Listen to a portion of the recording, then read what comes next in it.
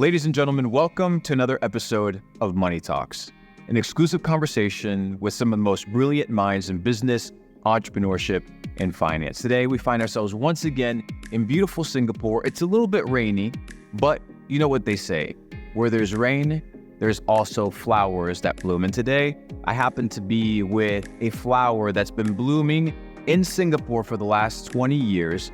It's a company that most people have heard of when you're in Singapore because one of the founders is a Tony Robbins of sorts. Everybody, when they mention the name Adam Khoo, it resonates throughout the walls of these Singaporean homes because the marketing has been so pristine and so aggressive that people know the name. But behind it all, there's a mastermind, the CEO of AKLTG, Patrick Khoo. How are you? Good to see you. Good to see you. Thank you. Thank you for being here. Now, behind the mastermind, behind the face, there is always a mastermind. There's always a business operation genius. Many times myself, I go on stage, I make content, but you know yourself, doing content and being on stage talking to people is one part of the business. It's a full-time job.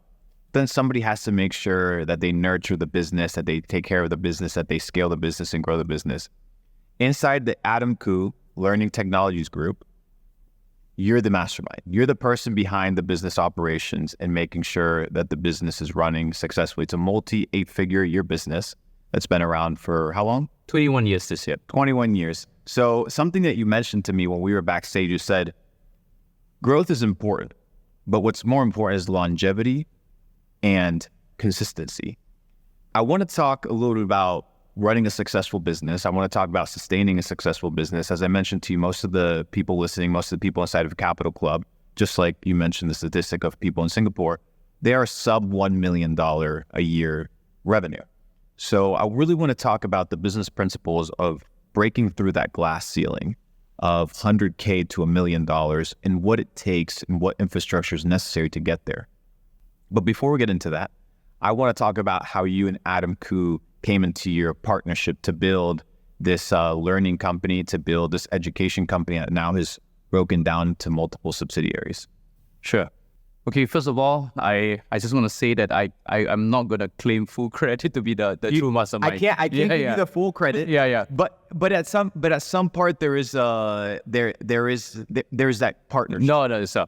So I think in a way, because I've not been very heavily involved in operational work, that allows me more time to think about the business from the very beginning. All right. And I think I definitely can't take the credit because I think Adam and me at the very beginning, we were always thinking about the business. All right. So I may have ideas, he may have ideas, but when we put together, I think in the end, at the very beginning, I was the one executing it. Today, I think the people in our business, the people that have been running the business have been around for, I think, 19 years, the most two senior guys. They are the ones planning. They are the mastermind now. I'm just a guy who, signs the checks and make sure. You don't even sign checks these days. Yeah, I'm the guys that basically make the payments and approve the strategies that they have put in place. All right. So I think in a way the company it's not just me as the mastermind or Adam. There are technically quite a number of sub-masterminds planning within their business, strategizing, and then only for me to look into it. But of course, we didn't come, this way, at the very beginning. I think when we first started, I think I knew Adam from NUS, National University of Singapore. We were doing our business degrees.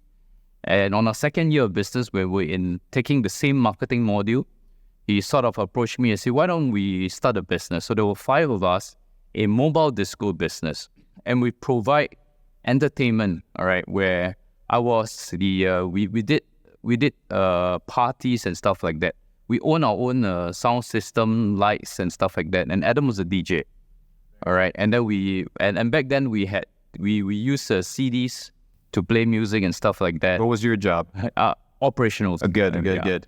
So it was always like that. And then there were 5 of us. And then when we left university, I thought I worked for Singapore Press Holdings for 2 years.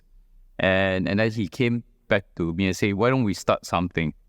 And we started with some money to start an events business. There were just the two of us, and then we had another third guy, Zach, coming in, and then we started this events business. After 2 years, all right, and all throughout this period, Adam was a silent partner, all right, because he was doing training. So technically, Adam has never worked for anyone in his entire life. So he started becoming a freelance trader. He worked for, he basically do training, his own business technically, and then only because we felt that it was very hard to predict our revenues as an events business, because we were, always subjected to the mercy of our clients who one day will say that, you guys have been doing events for the last 2 years, but you know what, my boss asked me to look for an alternative events supplier and stuff like that. So, that we're always at the mercy. So we wanted to create a business where we were able to forecast and predict revenue. And since Adam was doing training, we said, why don't we start something else? And that was how the Adam Khoo Learning Technologies Group was born in year 2002. That was how we started at the very beginning. Lovely. Yeah. So what did you start in? Because a lot of people see the business now. They see multiple departments. They see you working in schools, doing financial trainings. They see you doing professional development, business development, developing entrepreneurs. But it didn't always start with multiple branches. So people look from the outside in and they say, okay, these people have all these things, all these products, all this product line, these different trainings. But it didn't always start with a plethora of trainings. It didn't start with a plethora of products. Where did it start? What was your first product? And how have you guys broken down today? What are you guys working on nowadays? So the irony of it all, right, was that when we first started, because Adam's background was in actually training kids. Because you must remember that back then he was only his early 20s, right? So he was training kids at the very beginning. And when he was in university, he was already doing training for adults. So what happened was that when we first started, all right, we actually had 3 of these training ongoing at the same time. In fact, we started with a personal development course using NLP called Patterns of Excellence. And that's it's a life transformational kind of program where we first started. And then concurrently, we were developing the school's training business. And then as a result of all these things, we get recommendations. Why don't you do training for a company and stuff like that? And Adam went in to do the training. So at the very beginning, I think the issue why a lot of companies do everything was because money talks, right? Whoever offers you money, you don't reject at the very initial stage. So we did all those stuff. Yeah. So there've been a lot of course, we went on to do more, in fact, even more stuff, but in the end, we still stick to these 3 business groups, these 3 groups of people that we cater to. Yeah. And what are these 3 people groups that you cater? I think firstly is the kids. Yeah. So the kids may be public camps for kids, summer camps and stuff like that. We also do it at schools. Talk to me a little bit about that. How many? So you're in Singapore. How many schools are you in? How many? Talk to me a little bit about what that side of the business looks like. We're probably about in the 80% of the schools in Singapore. All right, and but of course Singapore is very small. When we first started, we were very aggressive in the Southeast Asia region. All right, our guys are flying in and out of Indonesia, Malaysia, Philippines, and even China. We're doing all sorts of physical, face-to-face kind of training in these countries during the summer camps. So we did a lot of these summer camps. Whenever there was a need, we'll fly our trainers to do the training there. So that was the kids business. It's today run entirely without me getting involved, without Adam doing any training for the kids these days. Yeah. So that's the yeah, and of course it's always evolving, because we find that the kids that we have today are very, very different from the kids 20 years ago. For sure, yeah, for sure. So you have the kids side of the business. What's the other 2? So and then we have a coaching business, right? So the kids business is called Activate, by the way, and the coaching business or the corporate side of the training is called Growth Catalyst, where we want to be a catalyst for growth for the companies. All right, and that basically we basically have events, so we can run conferences. We have master classes there, and then we have our coaching business, executive coaching business, where we go into companies and we coach them how to become better. We use a scaling up methodology that we partner with this company called Gazelles in the US, and then we also have a management consultancy kind of business where it's mainly for Singapore companies. Yeah. What's the third branch? And then the third branch, of course, is our Piranha Profits business. Today, I would say that this business has been the most successful business within our portfolio, our portfolio of businesses. Piranha Profits has been the most successful only because, right, we were able to reach out to the rest of the world, all right, from a online perspective. So in fact, the best years were during our pandemic years, where people had nothing much to do at home and they were tuning into our videos on YouTube. You know, they were watching Adam on Facebook and stuff like that. So that is the major part of our business. So that today. Part of the business is digital. Yes. In fact, it is still fully digital. We have not gone back to any face-to-face physical kind of training. Yeah. Amazing. So here you have the face of the business, right? Going out, being on the advertisements, doing the speaking engagements, interacting with schools, interacting with corporate entities. But here you are in the back end, and the focus of the Money Talk today is how to run a successful business from the operational standpoint, which is where you've been able to master your craft. There's a lot of people listening. They're the sub $1 million a year revenue kind of ecosystem. What are the essential ingredients? You named, the business kind of being divided into 3 pillars per se that are important. One of them being cash flow. You mentioned a couple other. What are the 3 essential ingredients to run a successful business, and how do you break through that glass ceiling to get to the next level? Yeah. So I think statistically, right, in many countries, you'll find a lot of, I would say 80% to 85% of businesses, right, are below $1 million. All right. And the only reason why not many people have crossed that mark is because they either don't have the ability, the capability, or the resources to do that. All right. And there are basically three areas that in a survey that I read 20 years ago, which I think that is still valid today. The first thing is it's all about marketing, branding, selling, the ability to sell yourself, right? You find that a lot of companies they may have the best products in the world, they have the best people, but they don't know how to market, they don't know how to sell their stuff, all right? They don't know how to brand themselves. That creates a major problem, all right?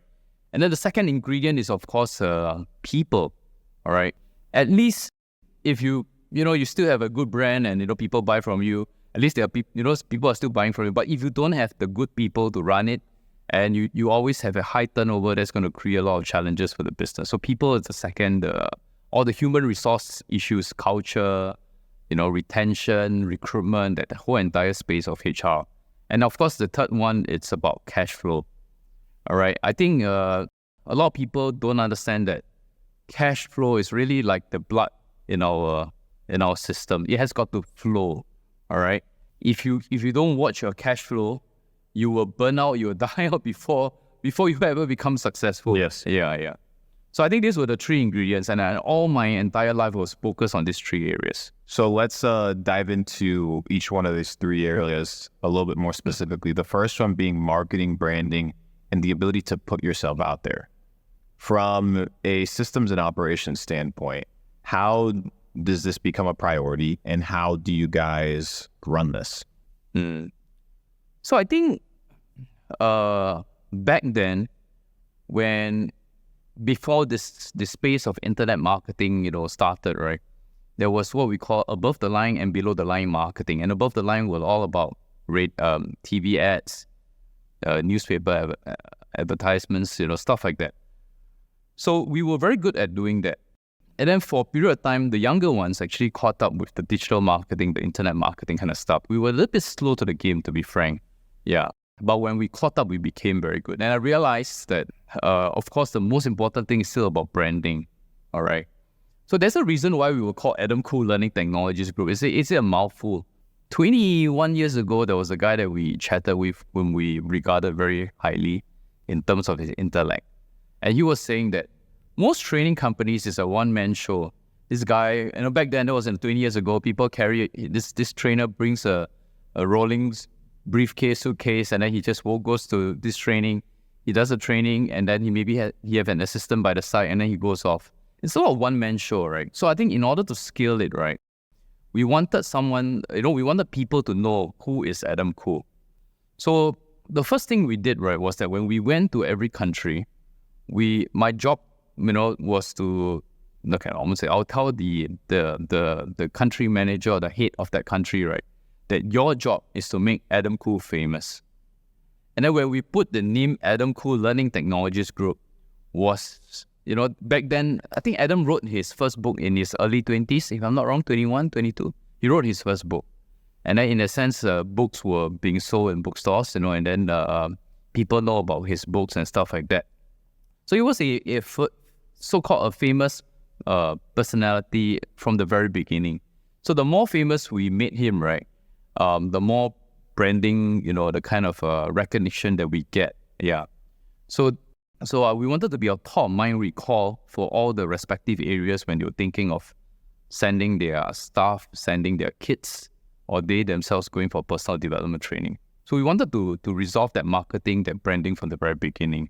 And you must remember that in those days, we didn't have the internet to pre-internet days. Yeah, those are the pre-internet days, right? Today, well, I would say that majority of the business is done online. I mean, in terms of marketing and branding, you find all the energy channeled there. I make sure that our guys are trained and, up to speed on marketing. If there was a marketing event or stuff like that in the US, I would tell them, please go and learn. Anywhere in the world, if they need to, fly there and learn the best.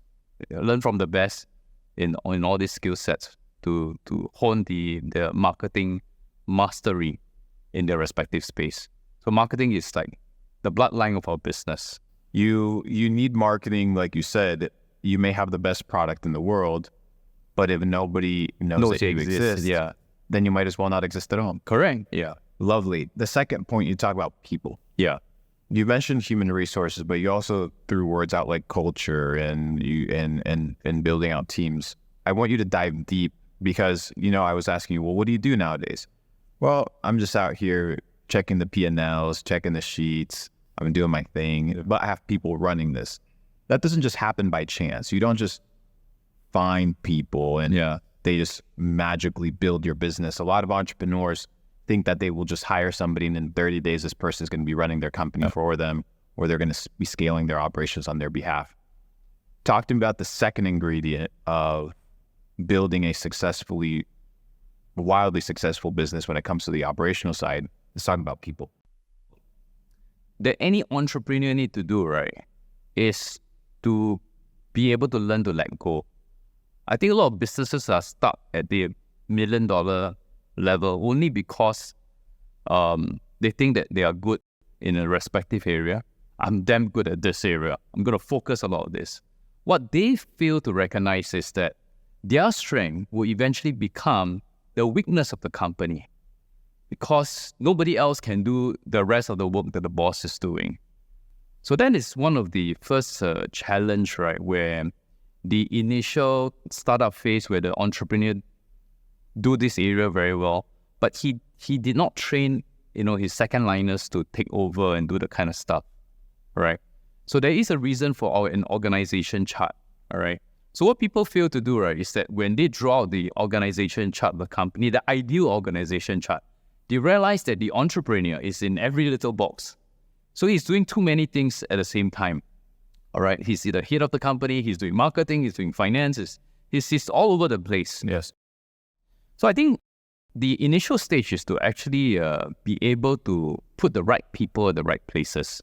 Now, at this initial stage of, we're talking about those a million and below, right? They would have a small team of people with them, all right? It's very family focused, all right? Now, just imagine this scenario, right? We're talking about pre-COVID days again, huh? Yeah. Okay, when the phone ring, if you have two people, it's either you ring, you take up the call, I take up the call, right? Yes. Now, when you progress to a stage where you have 7, 8 people in the room and the phone rings, I look at you, you look at me, and there's no one to pick up the phone because I assume you do it. You assume that this guy would do it, stuff like that. All right. Now, when you have 20, 30 people, back then we were saying, right, you need a system to do it. All right. But today, with technology, this is not an issue. All right. Or this may still be an issue because when a customer inquiry comes in, all right, who handles the customer inquiries and stuff like that? So I think job roles has to be very defined.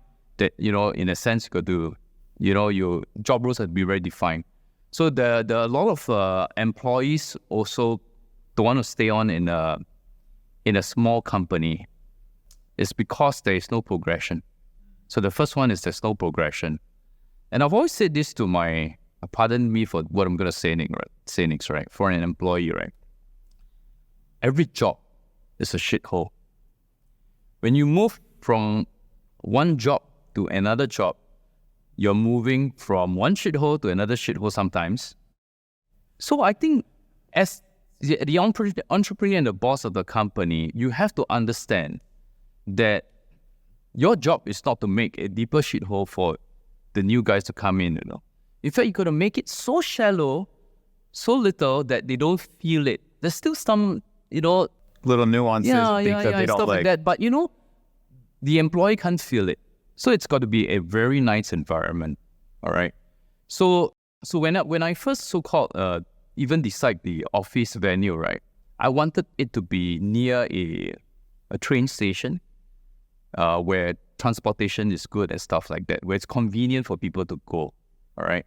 So we wanted this little things, all right? A lot of employee empowerment in our business. So my colleagues, they're very empowered. They take ownership in the work that they do. It's take a lot of pride in what they do.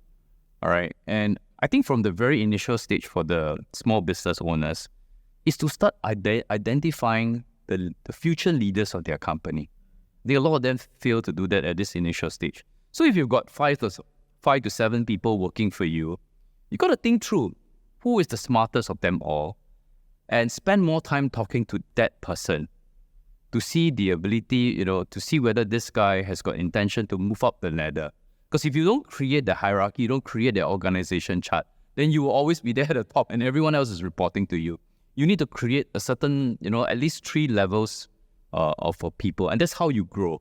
So when the business owner do not create leaders in their company, there's no chance for the company to grow. No scale. No scale at all, yeah. We don't even talk about scaling up, all the kind of stuff, because when you don't have the people in the right place with the right experience, all right.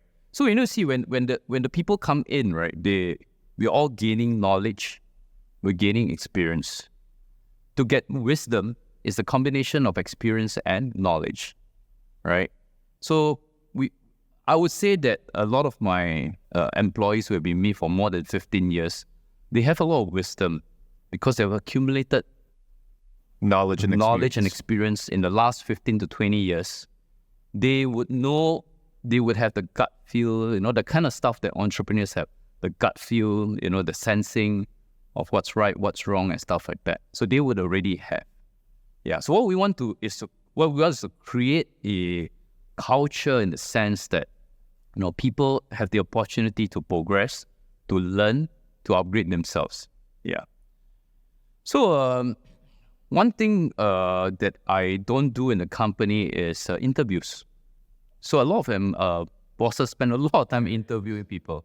So so it basically goes with this flow, right? Anybody who reports to me, all right, have to go through an interview because this person has got a report. But because my direct reports have been, with me for the last 10 over years, All right, I don't have this issue. But I do all the exit interviews of any person who leaves the company. And the only reason why I do that, right, is because that, so the direct, the business head would do the interviews, right? But the moment any person, whether it's a junior or a senior or a mid-level person leaves the company, I will do the interview. I want to know why this person leave. So we have a structured form for them to fill up what the reasons and stuff like that. And then we will also, before that, I already know why this person is leaving. So that I have a sensing of where are the gaps in the business. So my other role in the business is to keep on looking at the gaps of the business. Why is this person leaving and stuff like that? Was it, as long as I know the issue, I will go and resolve it. Yeah. You have to foresee, but if you don't have the ability to foresee the issue, get involved. You get yourself back on the ship, figure out where the holes are that are sinking or potential, bringing water into the ship, plug those ahead of time before it becomes catastrophic. Yeah. You mentioned culture. Yeah. People learning the company culture. Yeah. Talk to me about culture. How do you develop culture? And how do you make sure that the people inside your organization adopt that culture? We are not a company that go around there emphasizing that, these are our 10 values that we follow, stuff like that. We're not the kind of so I think that we have a culture of, I would say, doing your best in a sense. Those really agreeing in the very early stage, right? Where we want our people that work with us to do their best. All right. And because it's also part of training where we empower people. Doing your best is very important because we need to know that what is your level, right? There are some who can only do this, some who can do more, and of course those who can do more gets promoted, and and all the benefits that come associated with that promotion. So I think when everyone do their best, right, that you create a business where people put their heart into it. So the ownership come, along the way. We want to create a culture of performance, ownership, in a sense, yeah.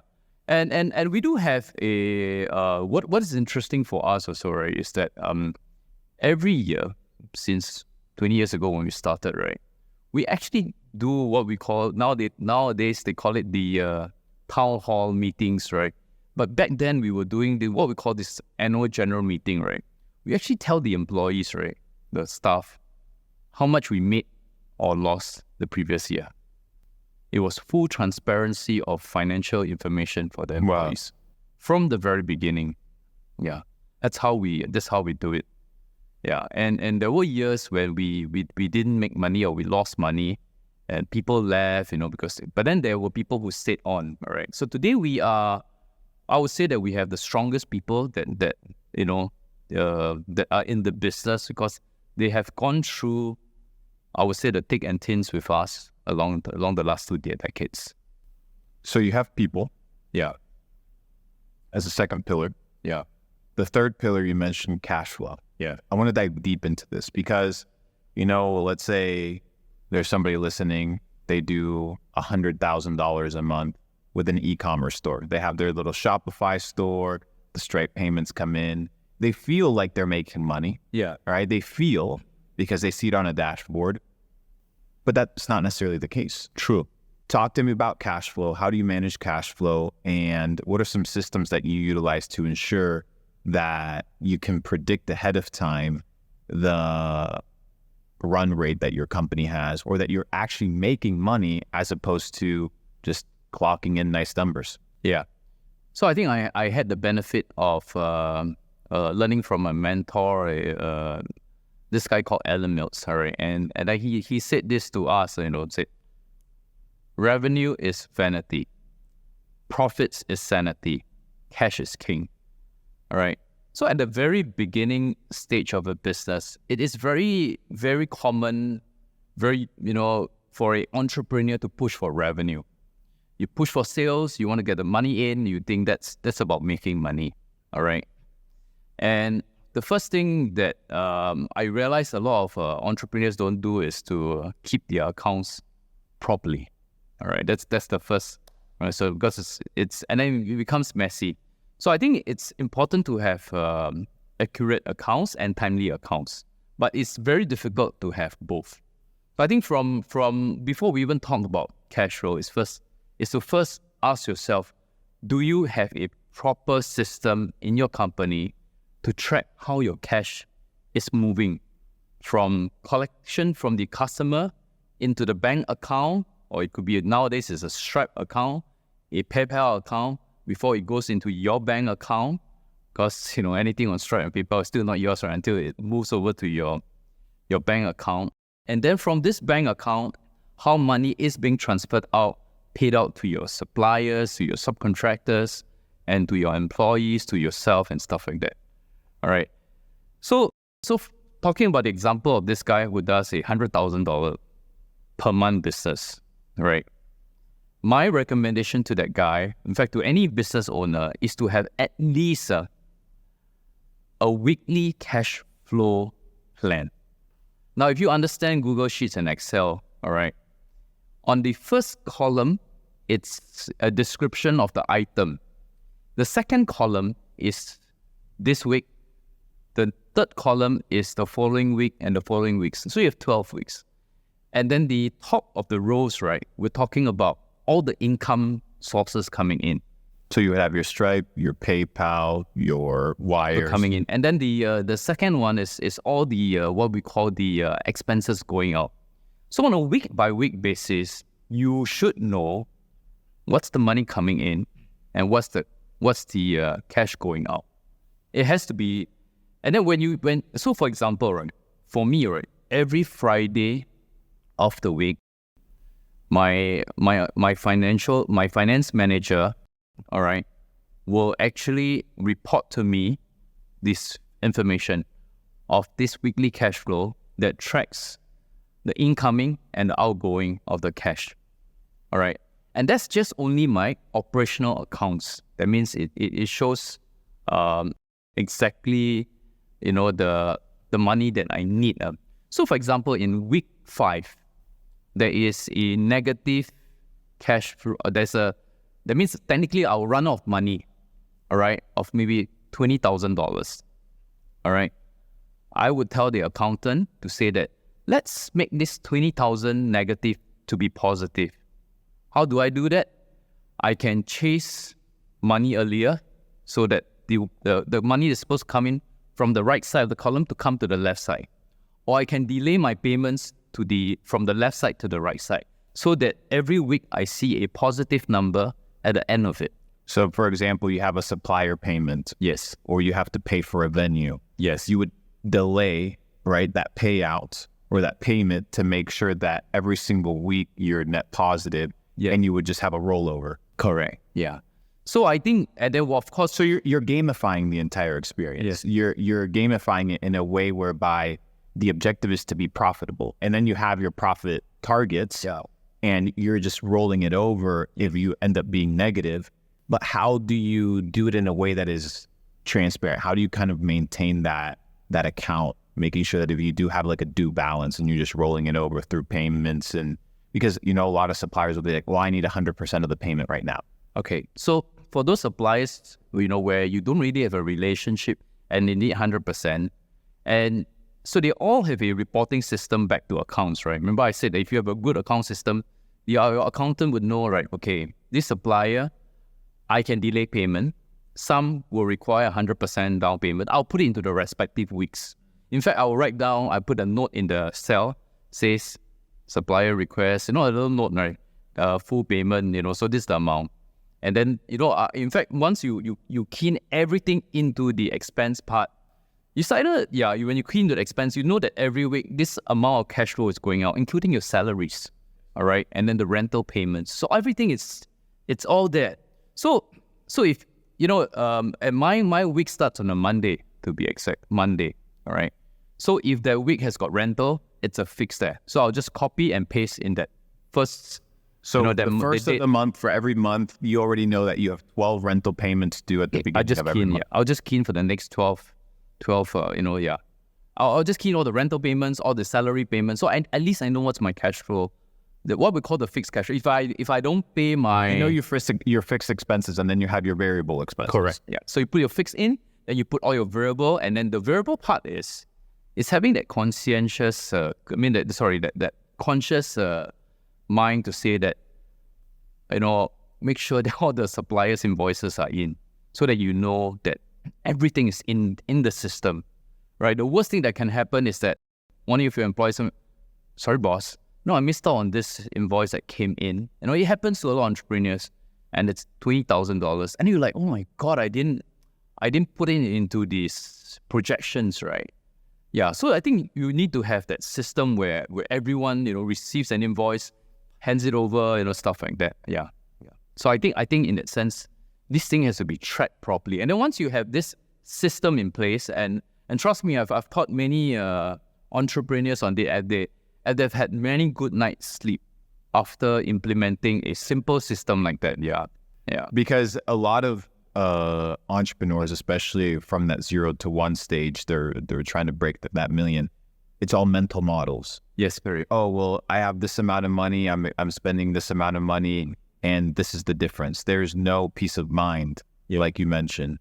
Talk to me about some of the non-negotiables inside business operations that every entrepreneur should have in order to run a successful business. What are some non-negotiables in the operating side of business? We talked about cash flow being one of them.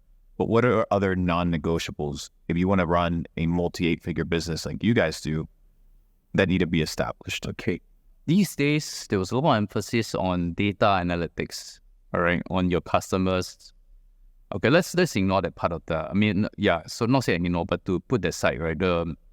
I'm more interested in the data analytics of your business financials, all right? So I realize a lot of entrepreneurs, they do not know how to set up a chart of accounts in their business. So the first thing that any entrepreneur that needs to be done, right, is to, for example, set a chart of accounts. So when you do a proper chart of accounts, it could be 6 digits. So let me just share with you, please, from the very beginning, right, how our system works.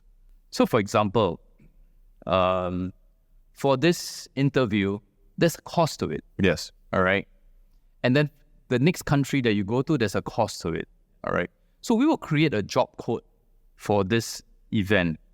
And every cost that comes in, right, will attribute. So for example, right, they may buy, let's say, notepads for the entire company. So I've got 3 business units. So I'll label A, B, C. And that's the front. So everybody has got like 6 digits to play with. So A is, for example, my Pirata Profits business. So anybody who assigns A, right, all the costs will go in there, all the revenue will go in there. So A, then after that, the sub-unit will be A, then there's B or whatever. So you have 6 digits to play with in your accounting system. And then once you set up your chart of accounts, right, you're able to pull the exact costing. So for example, let's say the company buys 1,000 notepads, that is going to be used for 10 events equally, for example. Then I will separate that cost, right, into specific 10 different job codes to allocate the cost properly. So you wouldn't just be that expenditure for notebooks. You wouldn't calculate it that way. You would say expenditure for events 1 notebooks, expenditure for events notebooks 2, and so on and so forth. Yeah, from the very beginning, that's how we operate. So it's so exact, right, that every job that we do, every event, everything, we will know exactly, right, how much we spend on that, whether it's time, costs, part-timers who work on this and stuff like that. So for example, that notebook comes, and the invoice comes in. All right, we have a rubber stamp that we stamp on the invoice, where the 3 business unit will say that they'll write down the 3 job codes, and then they'll say, I need 300 notepads. Okay, you'll be assigned 300 costs. Another one says, I need 400. So that's how they split up the cost exactly. So, that's how it goes. But of course, for a typical entrepreneur, what they'll do is to look at their profit and loss statement and their balance sheet. And then they say, okay, I've made money for the year, I don't make money for the year. But I'm not interested. While I'm interested in that, I'm more interested that every job makes money. And if it doesn't make money, I would like to know why we didn't make money, in a sense. there's a lot of e-commerce guys that run multiple stores. Yes. And they'll have their main store that's making money, and then they'll have their 2 or 3 side stores that are either break even or losing money. You're saying, if I'm going to be investing time into, let's say, store 2, store 3, store 4, I need to ensure that I don't look at the lump sum of saying, store 1, 2, 3, 4, oh, I made money. Yeah. It's, what's the performance of the first store? What's the performance of the second one, third and fourth, and 2, 3, and 4? If they're not performing, why? And treat them as individual units of a big picture, but still interact with them as individualized projects. Correct. And I think the failure for this entrepreneur, right, he'll probably be able to apportion the product cost, the inventory cost, right? That's quite easy to do. The tricky part is the manpower cost. You hire a digital marketer, an expensive digital marketer, he might be working on 2 stores, 3 stores. Is his salary or her salary properly apportioned to the respective stores? So the first question has got to be asked. So in this multiple stores concept, right, if there was a copywriter and the copywriter says that, boss, you pay me salary to do this main store, but actually the irony of it all, right, is that this main store is running very well. It doesn't require a lot of copywriting time. I'm actually spending 80% of my time on these 2 other stores. So theoretically speaking, for that month, his salary has got to be apportioned properly to the respective stores based on his time allocation. I think a lot of entrepreneurs fail to do this part, right? And then they think that it's making money. Oh, I'm breaking even on this. But what about the time costs that your digital marketer spend on it? So because if you do it properly, you will know the true exact P&L of the business. Yeah. Talk to me about time cost and time cost allocation. Why is it so important to not only manage how much an employee costs or how much an invoice expenditure is broken down across businesses? Talk to me about time costs and what that means inside a business. Yeah. So time cost is it's very important because we know that we want to have a proper, accurate costing of whatever business that you're doing. And I think if you want to get good people, you technically will pay higher for good people. But the irony of it all is that want the good people to work on multiple things at the same time. All right. So the only way is to properly apportion the cost and then see whether is it worthwhile for this person to work on this business that has got maybe not much potential. All right. So I think you need to properly apportion. I think that's really important. Yeah. I hope I have answered. You've answered phenomenally. Yeah. Let me ask you, you don't spend time working in your business. You said, I spend time working on my business. Explain that concept, break that concept down for me. Sure. And why it's important for people to adopt that mindset. Initially, it makes sense. You need to work in your business. You need to understand the departments. When you're hustling, you kind of have to do everything. Yeah. But what's the transition part from hustler to boss? The only meeting that I really need to be around these days, it's my weekly huddle with my management team. That's all. That's the only meeting that I need to do. Of course, there are other meetings along the way that it's not operational, that I go in and to specific business to understand the situation. All right. But if anything, that meeting that I go in, right, I'm still serving in the military. All right. Yeah, by the way. Yeah. So on the reservist. A nice haircut. Yeah, no. Yeah. So I've always have to have a short haircut. So during this the weekly huddle or meeting, right? It's actually from half an hour to an hour. All right. And all the business heads will report 4 areas. S1, actually, if you're in the military, okay, it's all manpower matters within the business. All right. So what are these? So all the issues of people, this guy is resigning due to this reason, we're hiring this new person and stuff, right? So it's all S1 matter, which is manpower. S2 is all market intel. All right. So the business head will say, okay, this week we did an intel on some other competitors, what is happening out there in the market. It may not be competitors, it may be the industry, what's the latest news and stuff like that. And then S3, in war, S3 is about operations, fighting the war. But for us, S3 is about business development. So all the business development activities are reported during this stage. And S4 is always been logistics, all right? So all logistics and operational matters within the business unit is reported during this part. So you have the management, inside the company reporting to you S1, S2, S3, S4. What does the format of the conversation look like? So you get together with your huddle, you get together with your executive team. It's on Zoom, by the way. Yeah. Perfect. What's the process like? What's the dialogue? How does it open up? How does it flow? Okay. And how do you make sure that you get the information that you actually want? All right. I mean, let's assume a business here, general and a very general perspective, right? The business here say, okay, S1, we manpower issues. We have David, who is thinking of resigning for this variety of reasons and stuff like that. I'll be following up him on this case and stuff like that. All right. I may interject at this point to say that, I just had a chat with David. Yeah, his wife has been giving him, there are some challenges and stuff like that. It's very personal, right? So I think we may need to give him time to resolve some of these issues or stuff like that. So it can be down to that kind of nitty-gritty, And then market intel, when they report to me, this competitor has lowered the price of their product, then I'll say that, what do you think is the effect? So there's sometimes some conversation ongoing with them. Of course, the other the other business heads will just listen, there's nothing much. And so this whole process can be done in 10 minutes or so. How do you ensure that they come prepared to the meeting? Because I'm sure there's been situations whereby the management team doesn't come prepared. How do you communicate the process? So the only thing, when I continue probing with questions, and I realize that that I can't get the answers that I want, I will say that let's have a conversation on this specific topic next week or after the Zoom has ended. So you'll take it to personal. See, remember a management meeting. I don't know.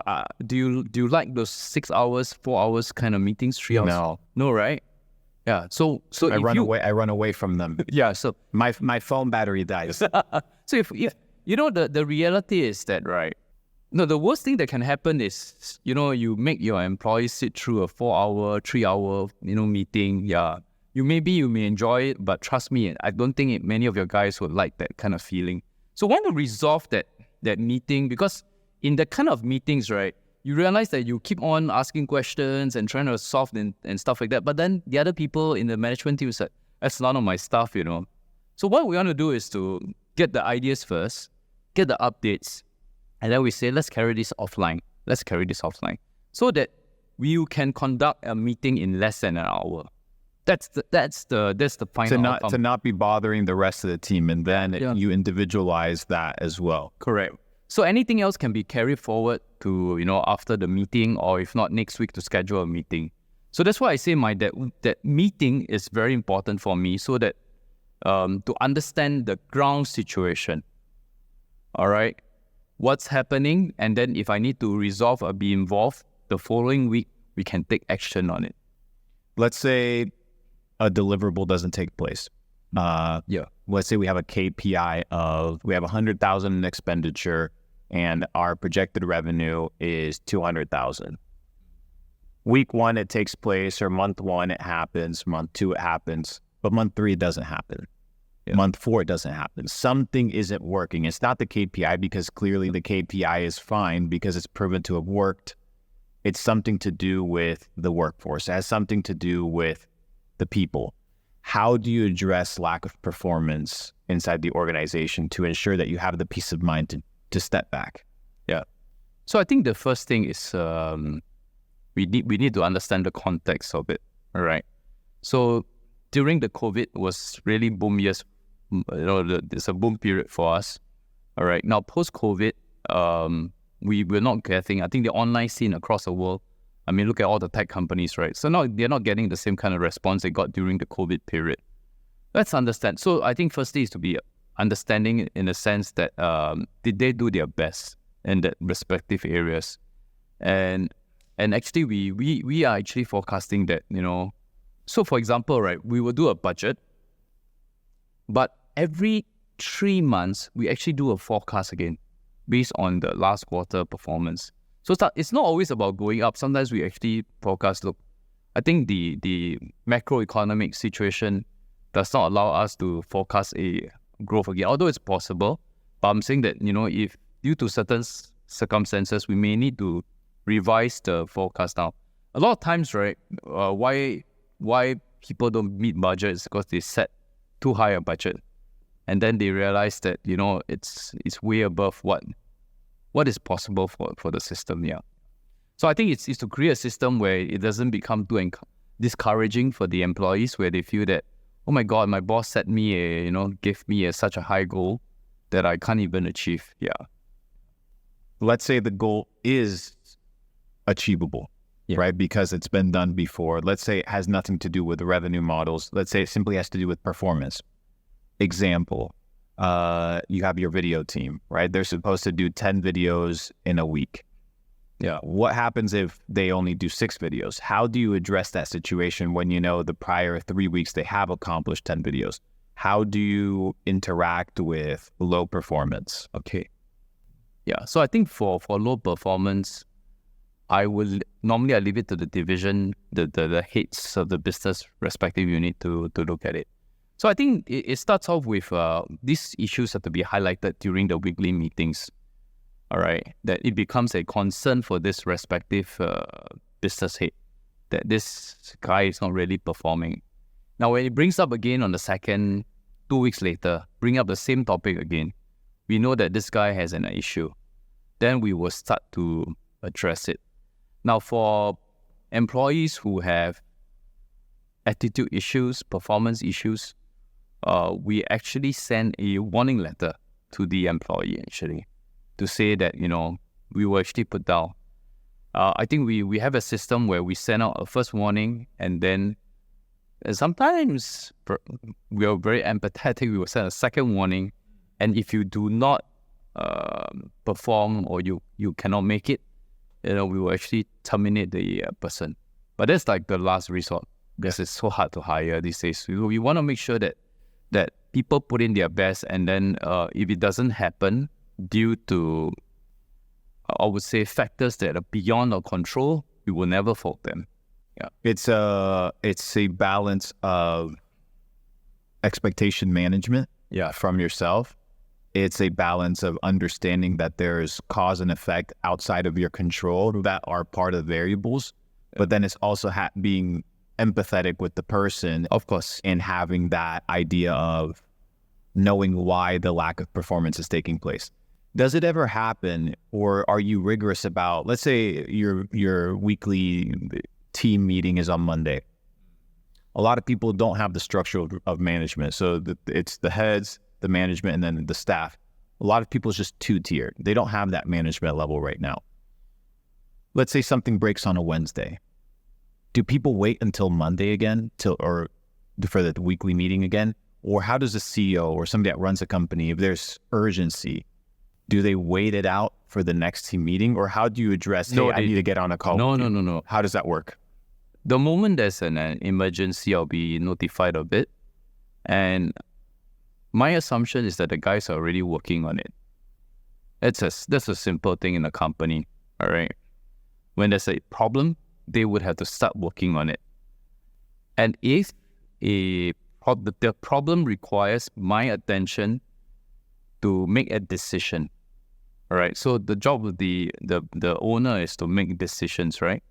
So I like it when I don't get to think much, but only the approval of yes and no. Now, so these are some of the things like I learned in the military where there is for example, something happened, and the person coming back to me has to tell me that this thing has happened. These are my solution to it. Now, this is also an opportunity for you to groom your people, right? These are my 3 solutions, and based on my recommendation, based on the person, the manager, whoever is managing, say, my solution is do this. Boss, what do you think? Now, when I'm presented with the problem and I have got 3 solutions in place, I might come up with a 4th solution based on my wisdom, experience, knowledge.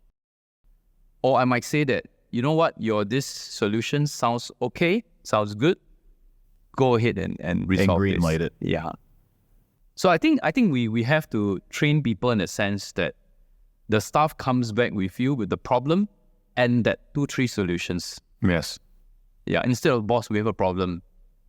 That happens all the time, and it happens within my organization. I'll have a team member come to me and be like, hey, this thing is breaking. Okay, what are you going to do about it? Yeah. So what are your solutions to the problem? Yeah. Do not approach me with problems unless you've creatively sat down, because many times they're not problems. They're simply challenges that you have to sit down and think through. You may agree with me, nowadays, a lot of people don't think, right? They don't sit down and think. So I agree with you, creating a culture whereby people are kind of incubated into an operating system where they need to think about solutions to the difficulties, not just, oh, hey, boss, here's the problem, what should I do? Is intelligent. And many times those problems that they thought that they were going to bring to you, they end up not bringing it to you because they've gone through the mental process of finding the solution on your on their behalf. Not only that, but you're also empowering them when they bring a viable solution to be like, good job, you found the good solution. So that boosts morale as well. Yeah. So the other thing, I also look at problems, right? This is how I see a problem in the company. Can it be solved using time? So you know that some problems, right? You realize that you need time to resolve it. All right. So for me, it's a very simple formula. It's either time or money and time. 3. So for example, a particular problem is presented to me and I say that, whatever we do, right, we just need time to wait out this issue and see what happens before we make a decision. The easiest problem to solve, right, is when they present to me and I say, okay, so if I pay $200 for it, I'll solve the problem. Let's pay the $200 for it and clear it. That's money. But the worst kind of problem is when you need to spend money and then you need time to work it out. Yeah. So I always look at problems from this perspective. How do you mitigate from getting to the 3rd section, if possible? In today's world, I think we can't run away from the fact that you may have to invest some money, put some money down, and then wait for the time effect. And then say that, at that point of time to cut your loss if things don't work out. I think that's how I see it. If in fact, one of some of my mistakes I've made, right, is to even, know that it requires money and time. I let the time drag and I put more money in. It's like when you run multiple stores, right? The same thing. And then you say that, this product seems to be working, but, I'm passionate about it. I put in more money, more time. And then after that, but the data is coming back, it's showing that, it's not working, and just close the business or close the idea, things like that. Yes, it makes sense. Sometimes you have to just turn off the faucet before it drains all the liquidity. Yes. Wrapping up. Yeah. I want to talk about non-negotiable business principles and business practices that you have found massive success in. So when running a multi-8-figure year organization, what are some non-negotiable habits or processes that you have found to be foundational to your success? First of all, the trust in my business partner, not betraying me, not, putting the company at first. So trust in my business partners, trust in my direct reports, and then they having their own trust, having the trust of, it's both ways, right? Trust both ways, all right, in that sense. So when someone say that I will get this done, there is trust on both sides, in that sense. So when there is trust in the people, and you build a good business, then you have your customers trusting your brand. So I think trust has been a very important element of our business. So trust is non-negotiable to running a successful business. What is another non-negotiable more on the operational side that we talked about? Managing your cash flow. We talked about making sure your P&Ls and that you split up accordingly to your expenditures and your profits. What is another non-negotiable for a successful business on the operational side of the paradigm? When you're running the system, actually, most of the time, we got the SOPs running and things like that. Everything is comfort zone. You're in a comfort zone. I think when we've already reached this stage where things are running smoothly, right? I think the thing that's you cannot be complacent. If anything, complacency cannot happen in the business. The moment you are complacent, you are you feel that I've done it. I feel that's the end. There's always this continuous improvement kind of mindset is that you have to put in place. So complacency cannot happen, must not happen in any aspect. The next challenge will come again, because of that complacency. Talk to me about SOPs. You mentioned that. Yeah. Talk to me about the importance of establishing SOPs and how do you establish SOPs? So something happens in your business that requires an SOP. How do you determine that it requires an SOP?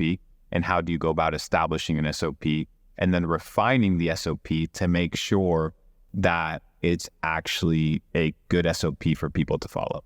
Okay.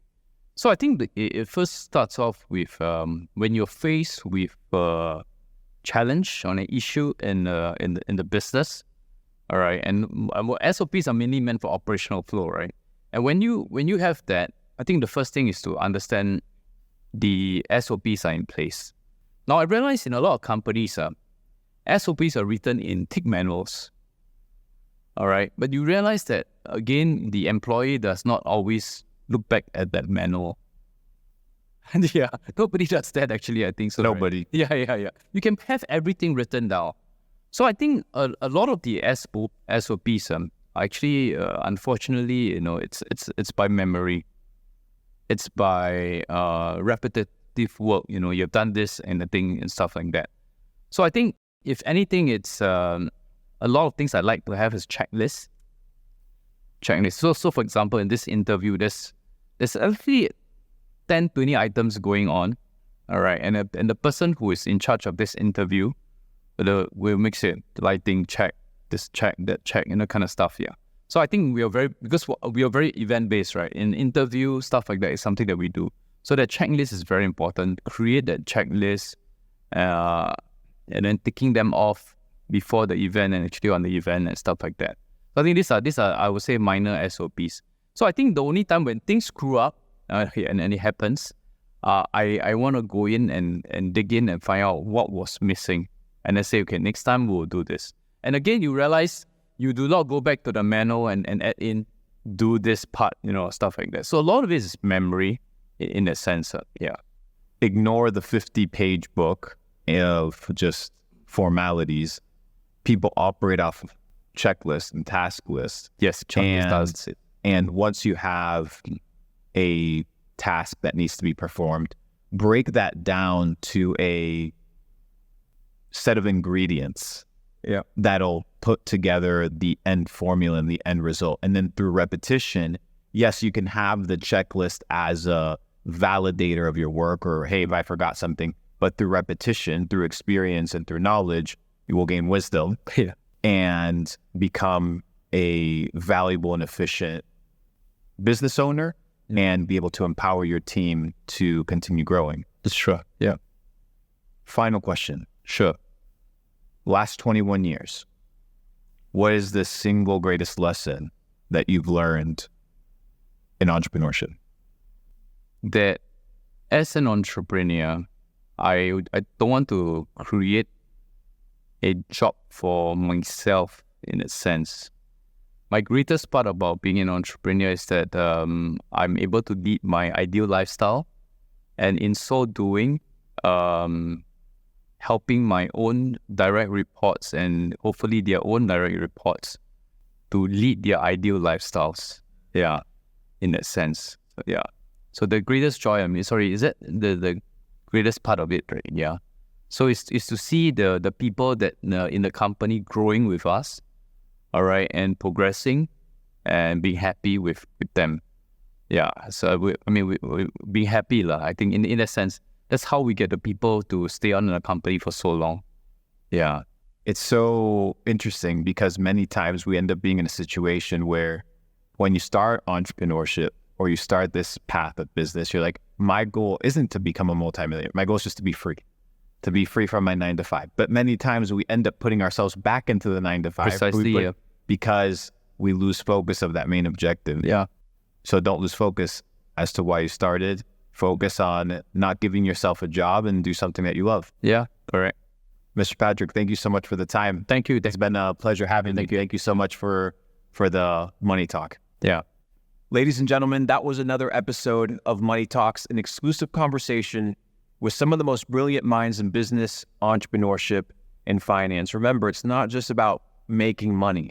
It's about building a sustainable, scalable business through systems, operations, procedures, checklists, task lists, and understanding that if you want to manage a business long-term, it requires consistency and it requires sustainability throughout challenges and tribulations. Hopefully you guys were able to unlock some data sets just as much as I was, and I'll see you guys on the next one.